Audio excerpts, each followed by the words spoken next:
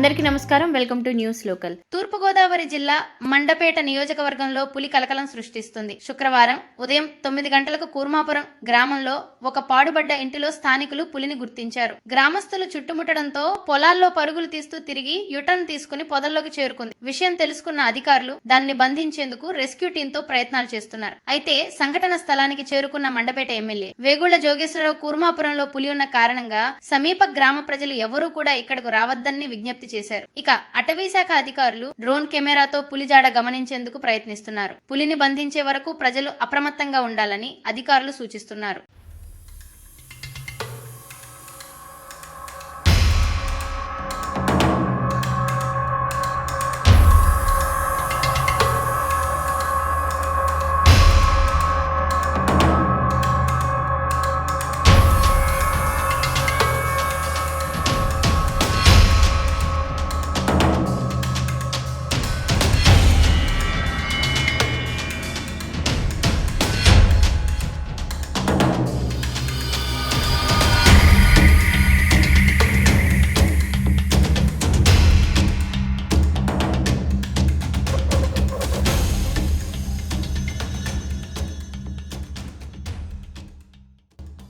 అందరికీ నమస్కారం. రాయవరం మండలం కూర్మాపురం గ్రామంలో ప్రస్తుతం అందరూ ఉన్నాం.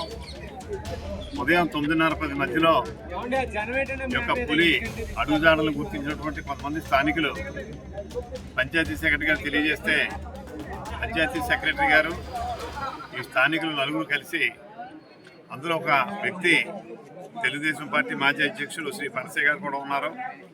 వీళ్ళు అడుగుజాడలను పట్టుకుని ఎదరికి వెళ్ళేటప్పటికి ఒక పాడుపడినటువంటి ఇంట్లో పులిని గమనించడం, అది ఒక్కసారి గర్జించేటప్పటికి ఒక ఆయన అయితే కాళ్ళ దూకేయడం, మిగిలిన వాళ్ళు ఏమో పారిపోవడం జరిగి ఇమ్మీడియట్గా పోలీస్ డిపార్ట్మెంట్ వాళ్ళ ద్వారా ఇటు ఫారెస్ట్ వాళ్ళకి ఇతర అధికారులందరికీ తెలియజేయడం జరిగింది.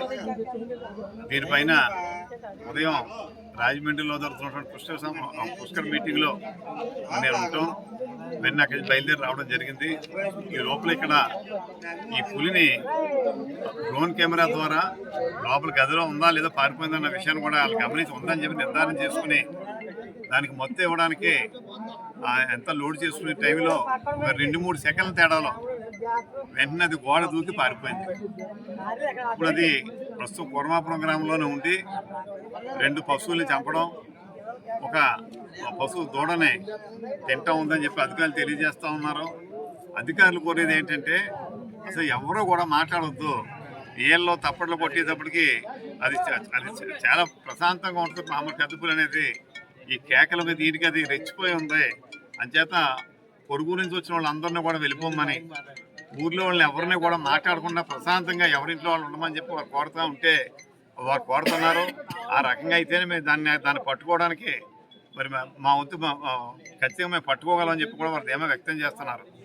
కాబట్టి కూర్మాపురం గ్రామ సోదర సోదరీమణులు అదేవిధంగా ఇతర గ్రామాల నుంచి వచ్చిన వాళ్ళు కూడా దీన్ని సహకరించాలని చెప్పి అందరినీ మనసారా కోరుకుంటూ అందరికీ ధన్యవాదాలు.